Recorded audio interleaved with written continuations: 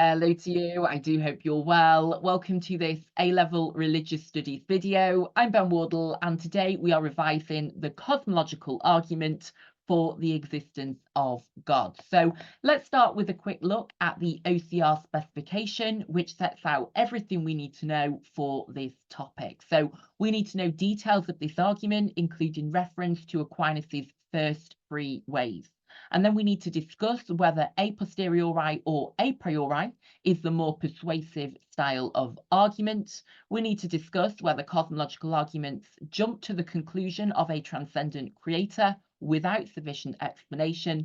And we need to discuss whether or not there are logical fallacies in this argument that cannot be overcome. So lots to talk about today, and we'll be covering all of your AO1 knowledge and your AO2 evaluation points as well. So let's meet our scholars, shall we? Because remember, in order to secure that A star, you need to make sure you are referring to scholars throughout your essays. So for this argument, we have got four key scholars. Our supporters of the cosmological argument are St. Thomas Aquinas and Leibniz. And then our critics of cosmological arguments are David Hume and Bertrand Russell. So we will be referring to them throughout the video in terms of our AO1 knowledge, but then of course in particular we'll be referring to those criticisms when we're doing our AO2 evaluation. Let's start by setting out the structure of the argument, shall we? And it's really important you remember that the cosmological argument is an empirical and an a posteriori argument. So what do those key terms mean? Well, let's start with a posteriori. And remember, it is the teleological and cosmological arguments that are the two a posteriori arguments that we study. We have then got our a priori argument, which is Anselm's ontological argument. So an a posteriori argument is one that is presented, it is an argument that is developed after experience. And the key bit of the word to focus on is post, because if you think about a post-mortem, for example, that is carried out after death. So a posteriori is when you are putting that argument forwards after experience. So a posteriori knowledge is gained through experience. You use your senses, you see what's going on, and then you make your inferences, and then you develop your argument. Whereas remember, with an a priori argument, such as the ontological argument, it is a priori. It is prior to any experience because it is based on and it is built upon logic alone. And it's all about using reason rather than empirical observation. So an a posteriori argument is one that is developed after experience. So that tells us that it follows the empirical method and that it is grounded in empirical observations. And remember, the empirical method means using sensory experience, so it means using your senses and therefore observation, of course, to gain knowledge about the world. And then you construct your argument based upon that. So we know that the cosmological argument and the teleological argument use empirical observations to then make inferences about what is true. So with the teleological, excuse me, it would help if I could say the words. If the teleological argument, there we go, in that case, it's about evidence of design. Whereas with the cosmological argument, it's about evidence of causation. So the fact that the universe exists is the key empirical observation that we make, because then we're thinking, right, well, the universe exists, there must be a reason it is here. There must be a cause behind it. And remember, with our a posteriori arguments, they are inductive. So they make inferences based on evidence and they lead to probability as opposed to certainty. So remember, whenever we are working with empirical observation, there is never going to be 100% certainty. And so with the cosmological argument, we are making inferences based on the evidence that's available. And so it leads to probability and likelihood as opposed to absolute certainty, which is what you would get with an a priori argument, because of course, if the premises of that a priori argument are correct, then the conclusion is guaranteed to be correct as well. But that is not the case with our a posteriori argument. So that is the structure of this argument. that it is empirical and that it is a posteriori. So let's actually focus now on what that empirical evidence is, because we've just said it is grounded in observation. It is a posteriori argument, so it is developed post-experience. So what is that empirical evidence? Well, the key focus here is the fact the universe exists. And so there must be a sufficient reason, there must be a sufficient explanation that it does so. And that is where the concept of causation comes in. There must be a cause, because nothing can come from nothing. And we're actually going to quote Aristotle now, who said, "We do not have knowledge of a thing until we have grasped its why." That is to say, its cause. So you'll remember from our study of Aristotle, he believed everything has four causes. So it's really important in terms of understanding something that we understand its cause. So the reason it exists, or to put it another way, why there is something rather than nothing. So I've put a few examples here on the screen just to get us thinking. So for example, with the baby, we know that the cause is two people have had sex, and as a result, the woman has become pregnant and then has given birth. In terms of somebody crying, we know the cause is that they are upset, they're overwhelmed by their emotions.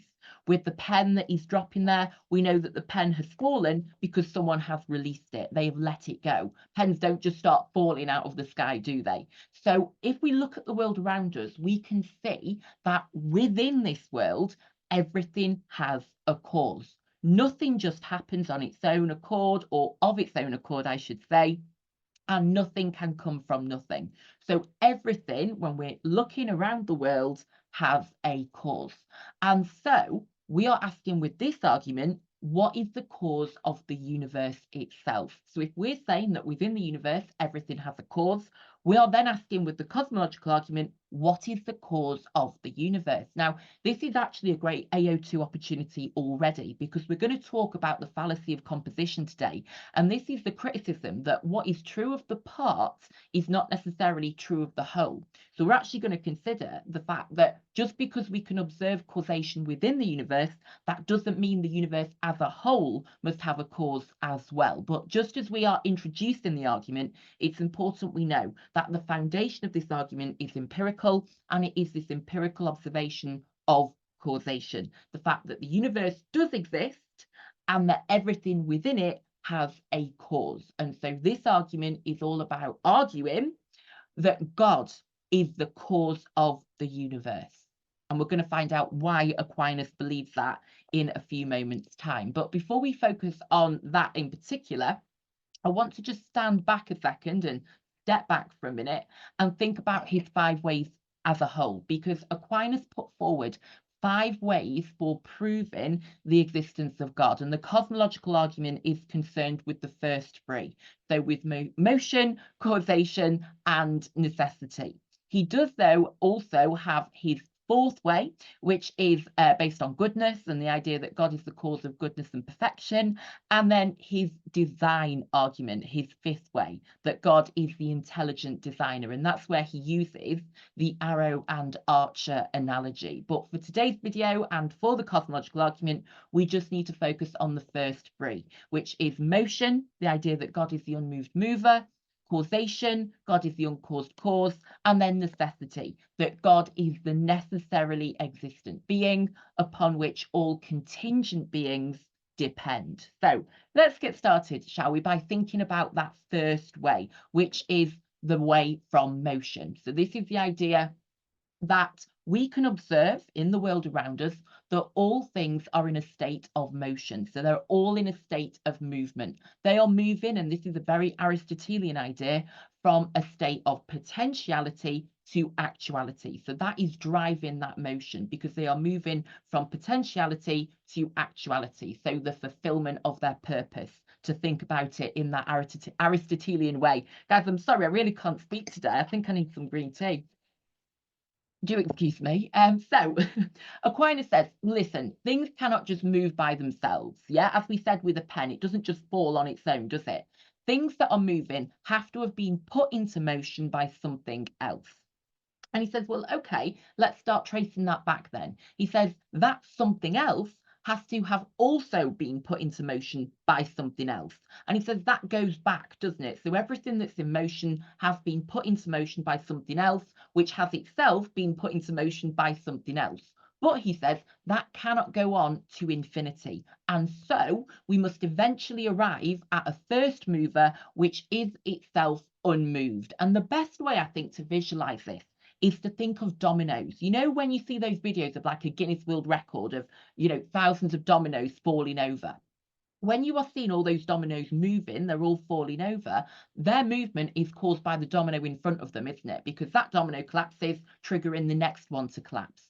But if we go back to the chain, it's not an infinite chain of dominoes, is it, that just continues for eternity? There is always a starting point. There's always someone at the start knocking over that first domino to then put the rest of them into motion. And what Aquinas is saying is that in the same way, the motion in the universe must have a first mover behind it. So there must be somebody who knocked over that first domino, who put things into motion at the very beginning. And he says that first mover must be themselves unmoved. And so he says that that first unmoved mover that put everything else into motion is God. And that is because of what he believes about the nature of God, so that God is eternal and God is transcendent. So God has the attributes required to be that first unmoved mover. So this is his first way, and it is based on motion, the fact that everything is in motion, but that cannot go back for infinity. There must be a first unmoved mover that has put everything else into motion.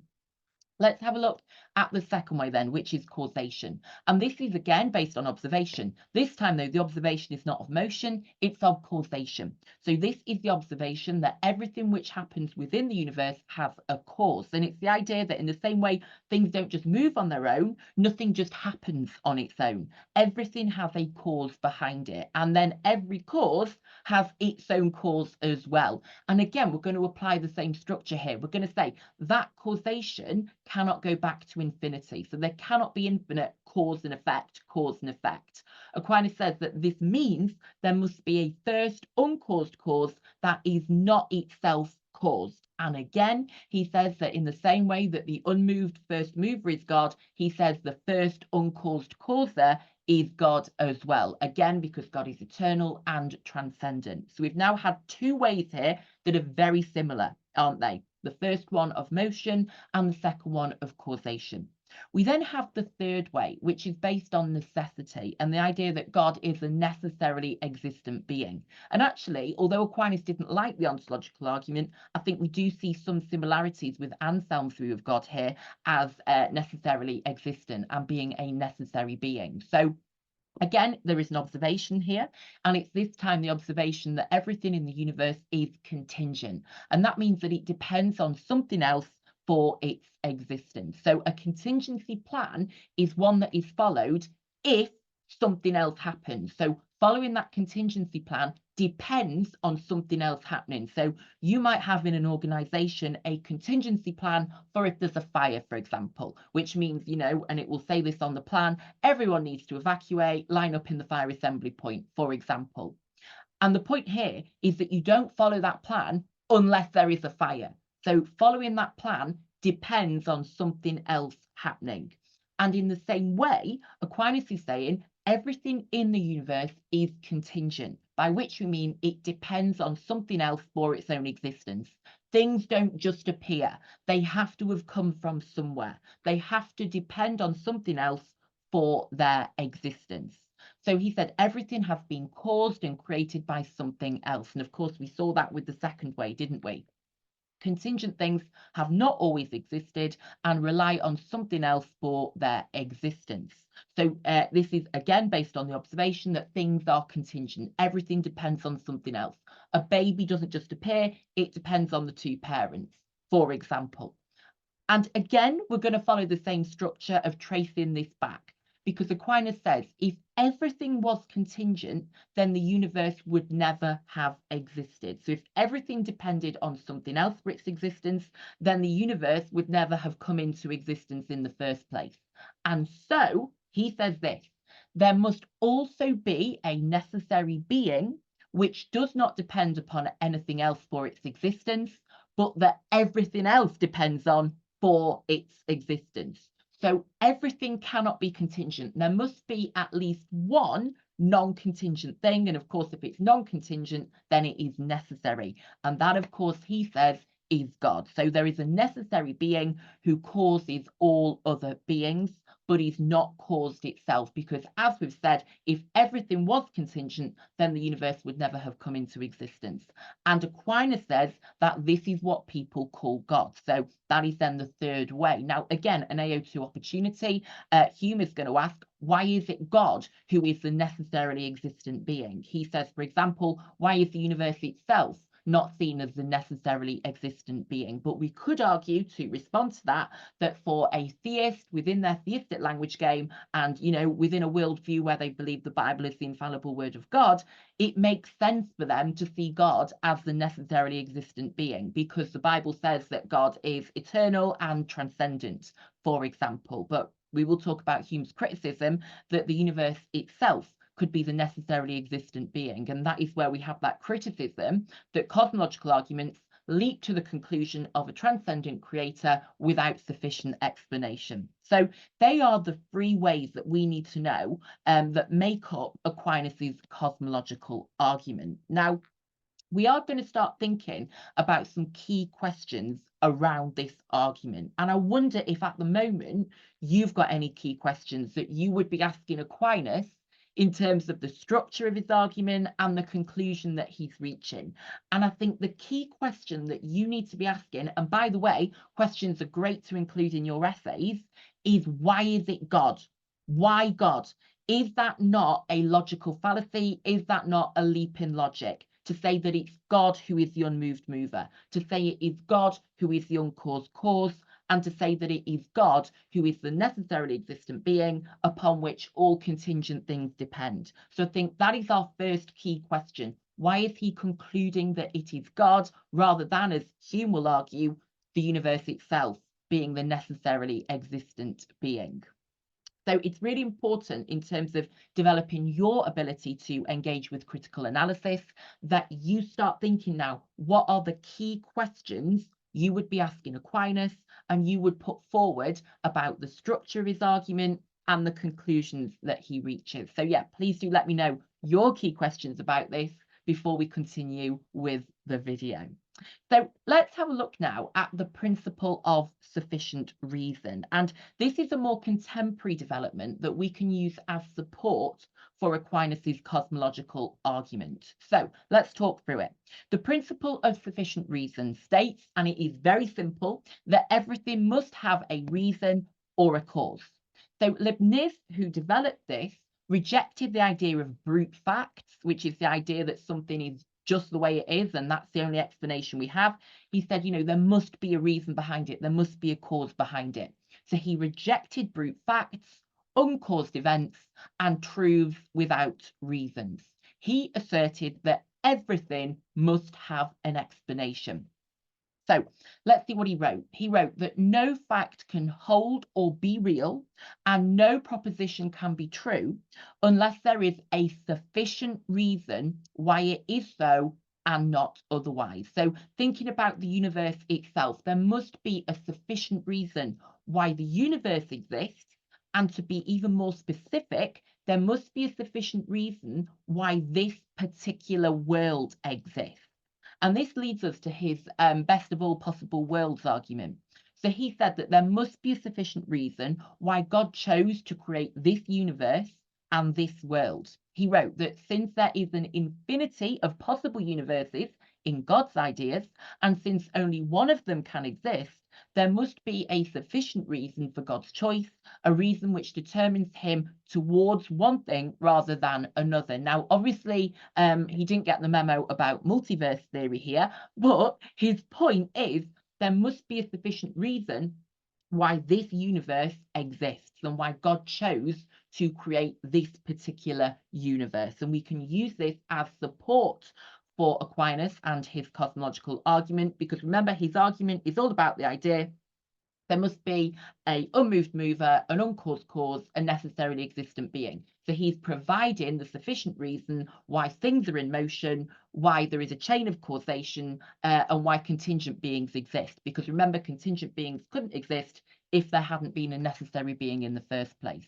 So we can say that Aquinas is providing that sufficient reason and explanation. He is explaining things by talking of God as the unmoved mover, uncaused cause, and necessarily existent being. But of course, you've got to think, does that provide a sufficient reason for the existence of the universe? And really importantly, do we actually need a sufficient reason? For example, Russell is going to say that the existence of the universe is just a brute fact, and we've just got to accept that the universe is just there and that's all. But that might not be convincing for you. That might not satisfy you. You might think, actually, we do need a sufficient reason why there is something rather than nothing. And the sufficient reason, the sufficient explanation provided is that it was God.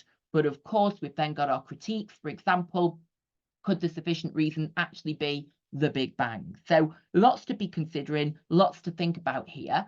And oh, I've actually put some critical analysis here. I forgot about this. I've put down that even if the existence of the universe has to have a sufficient reason, why does this have to be God? So again, that key question we're asking about the arguments, is it leaping to the conclusion that it's a transcendent creator without any evidence for that? It's supposed to be an empirical argument, but actually that conclusion that it's God is not supported by empirical evidence at all. And as I put here, does science not provide more convincing sufficient reasons?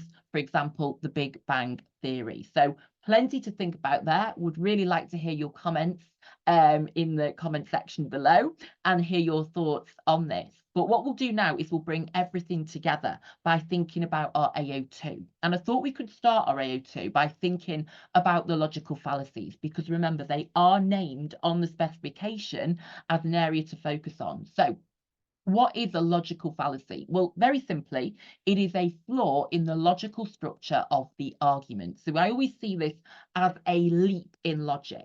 So it's where you are jumping to a conclusion.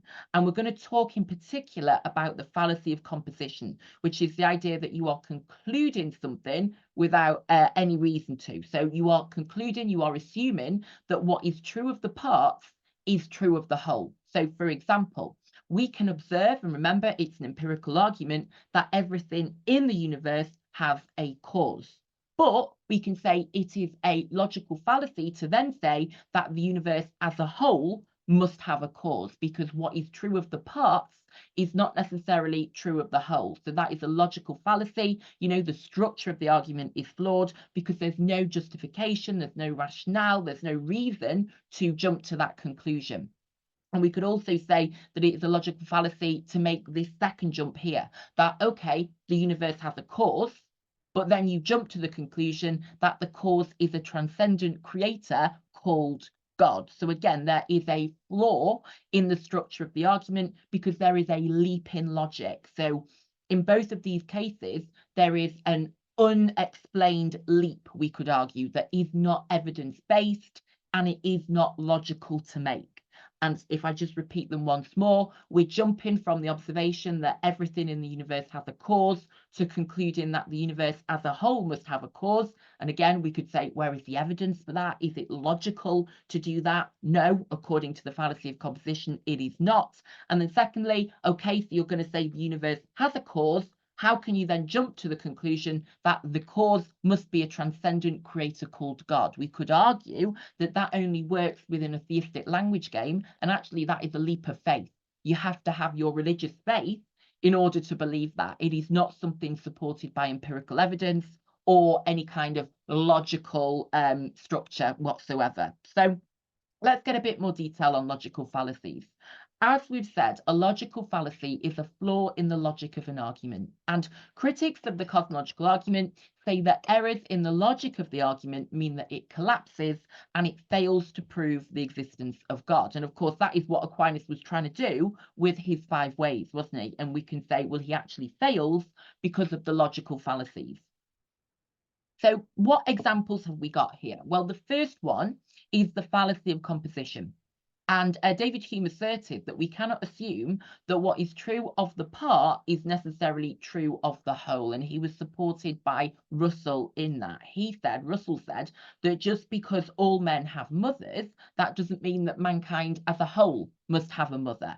So, it's really important that we don't make that leap in logic that is unsubstantiated from what is true of the parts, and then we assume it must be true of the whole as well.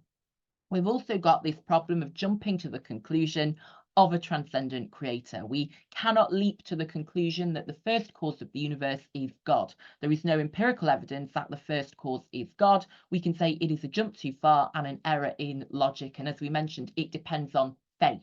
If somebody believes in God, then that's quite an easy jump to make, but that is then a leap of faith. And if somebody doesn't already believe in God, there's no logical reason they'd reach that conclusion. They'd go, right, the universe has a cause.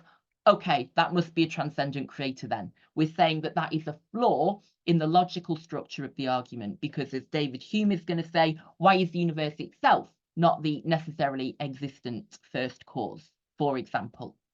So believing, as we've just said, that the first cause is a transcendent creator is a matter of faith rather than empirical fact. So it only works within a theistic form of life.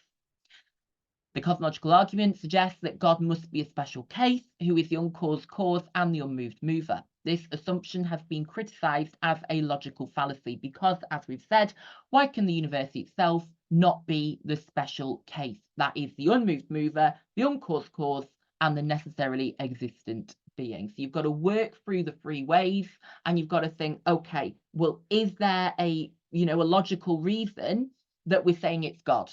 Or is that an assumption? Is that a leap? Is that unsubstantiated and therefore a flaw in the argument? That means the argument collapses and fails to prove God's existence. So even if the argument proves that there must be a cause behind the universe and there must be a sufficient reason why there is something rather than nothing, we can argue it doesn't prove that it's God. That then requires faith. So let's have a look now at our strengths and our weaknesses, shall we? And we are going to start with the strengths. Let's give Aquinas his credit and have a look at what went well for him. So we can say a strength is that it is an empirical argument. And remember, one of those key questions from the spec is about whether a posteriori or a priori arguments are more persuasive. And we can say, well, actually, a posteriori arguments are more persuasive because they're grounded in empiricism and the empirical method, which is something people highly value today. So although they only lead to probability, we can say that they are more popular today because people value scientific methods and they value empirical evidence, don't they? So I've put here, it is an a posteriori argument that is based on empirical evidence, e.g. that everything we can observe has a cause. Therefore, we can say it has credibility because the empirical method is widely accepted today as the best way of gaining knowledge about our world, because people value the fact they can see for themselves that everything has a cause. But of course, obviously, we've then got the fallacy of composition, and I've put that here as a bit of critical analysis, because just because things within the universe can be seen to have a cause, we cannot assume the universe as a whole must have a cause and that this must be God. There is actually no evidence for a transcendent creator being the uncaused cause, the unmoved mover, and the necessarily existent being. So although the main part of the argument is empirical and people will therefore get on board with that, we can say the end of the argument, the conclusion that is reached, is actually not empirically evidenced at all, because we're then making that leap to a transcendent creator, and there is no empirical evidence there whatsoever. Our second strength then is actually the principle of sufficient reason, which, as we know, was developed by Leibniz. So this principle asserts that everything must have a reason, it must have a cause, and that, of course, is very consistent with Aquinas' thinking and his cosmological argument. And of course, his conclusion is that the sufficient cause of the universe is God. However, if we do a bit of critical analysis here, we can say this would be undermined by Russell's assertion that the existence of the universe is a brute fact and that the universe is just there and that's all. It would also be undermined with alternative sufficient reasons, wouldn't it? So the Big Bang Theory, for example, we could say is a better sufficient reason than it being a transcendent creator. But in terms of giving, support to Aquinas's original argument, we can say the principle of sufficient reason does give it validity, because it acknowledges that there must be a reason why there is something rather than nothing. And then a third strength is that it is consistent with Christian scripture. So, of course, the language that Aquinas uses is that God is the unmoved mover, the uncaused cause, and the necessarily existent being. And we can say that is very much consistent with Christian beliefs about God as eternal and transcendent. So the idea that God is the first cause does fit with Genesis 1, verse 1, which is the very first line of the Bible, that in the beginning, God created the heavens and the earth. Therefore, we can say the argument is satisfying for a theist who views the Bible as the infallible word of God. However, let's do our critical analysis. This means that the argument, we could say, only works within a theistic language game, because if you don't believe in the Bible as the word of God, you may not be convinced that God has to be the first cause. And again, that brings in the logical fallacies. And the big problem we've found that it leads to the conclusion it's the transcendent creator who is the first cause, without any evidence and without any justification. So again, we can say that works very well within a theistic language game, but you're not going to convince a random person on the street by using this argument if they don't already accept the Bible as true, which is a matter of faith rather than empirical fact. So 3 strengths there. I would love to hear from you which one you think is the best strength.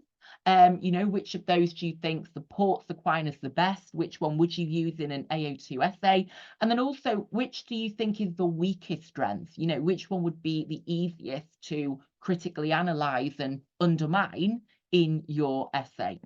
Let's have a look, shall we, at our criticisms now. What problems have we identified with Aquinas's argument? Well, we've spoken a lot, haven't we, about our logical fallacies, and we're going to start with what David Hume said about the fallacy of composition. He said what is true of the part is not necessarily true of the whole. Just because things within the universe have a cause, that does not mean the universe itself requires a cause. We cannot jump to this conclusion. So just because things within the universe require a cause, and we know that through empirical observation, we can't then assume, and the key word there is assume, that the universe as a whole must have a cause as well. That would be seen as a logical flaw. It would be seen as a logical mistake, and it's therefore called the fallacy of composition. Our next criticism is again from David Hume. He's on a roll. He says that the words necessary existence have no meaning.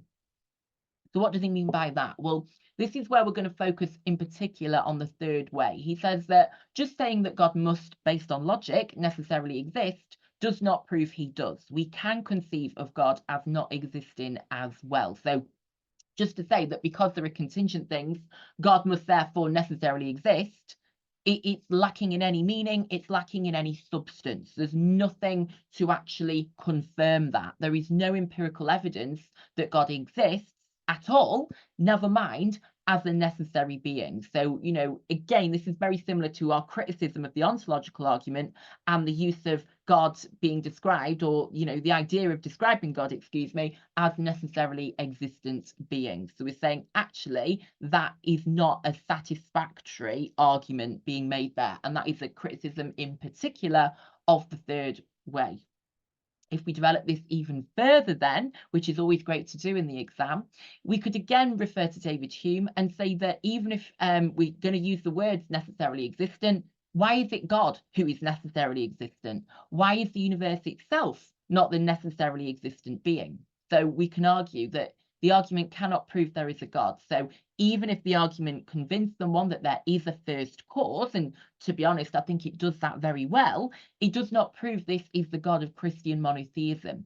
It is a fallacy to leap to the conclusion that the first cause is a transcendent God. For example, the universe itself could be the necessarily existent first cause of everything. So it could be the special case that Aquinas says is God. So, even if we agree that there has to be an unmoved mover, uncaused cause, necessarily existent thing, why is that God? What evidence does Aquinas have for that? Well, he doesn't have any. He's working with the attributes of God, But actually, that's all based on the Bible. And we can't see that as empirical evidence. That's only going to persuade someone who believes in the Bible as the word of God. So we could say, we could argue that why is it God? As we asked when we asked before about our key questions, could it not be the universe itself, as David Hume says here, that is the necessarily existent being? And have added on there the Big Bang Theory, of course, the idea that everything began, the cause of all of this was 13.8 billion years ago when the Big Bang took place. So could that be a better sufficient reason? Another criticism now, and this time we're turning to Bertrand Russell. He said that the existence of the universe is a brute fact. So this is where we can then bring in Leibniz and his principle of sufficient reason, that everything must have a reason, it must have a cause. Russell did not agree with that.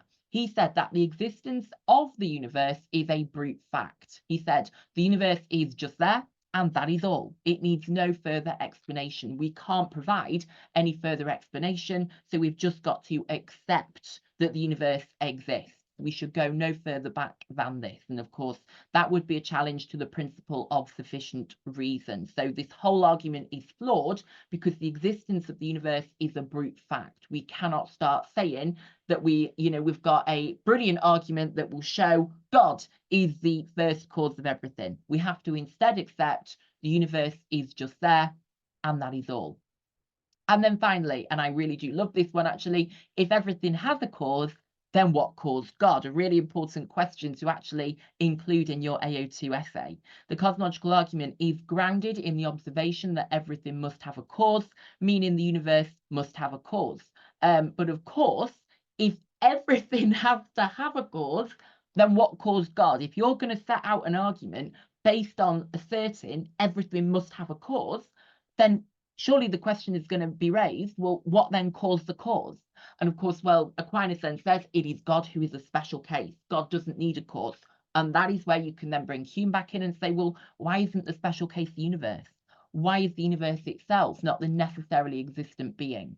So a really great question to include in your essay, a really great opportunity for your critical analysis and to robustly criticize the structure of the argument. Because if Aquinas is trying to say that we can prove God's existence by saying everything must have a cause, then surely the inevitable question is going to be, well, what caused the first cause then? And can we just say that God is an exception? So lots to think about. And of course, again, I want you to be thinking, which of these is the best criticism? Which one would you be using if you went head to head with Aquinas and you wanted to prove that his cosmological argument is fatally flawed? And then again, which is the weakest weakness as well? Which one do you think that actually Aquinas would respond to with confidence and with ease because he can really easily undermine it? So lots to think about in terms of obviously your AO2 evaluation and that really important critical analysis as well when you yourself are asking questions and making judgments on the strengths and the weaknesses of the argument. So let's conclude by just returning to the specification. I've also put on the screen here a 40-mark OCR question you might like to have a go at. So we have considered the first three ways, haven't we, of motion, causation and necessity. We've started to think about whether a posteriori arguments or a priori arguments are more persuasive. We've been thinking about whether this argument jumps to the conclusion of a transcendent creator without sufficient explanation, and that is the big question of why God? And then finally, we've thought about whether those logical fallacies can actually be overcome, or do they render this argument ineffective and unsuccessful? Would be great to hear what you think. Thank you very much for joining me. Very best of luck with all your studies and with your exams. Bye-bye.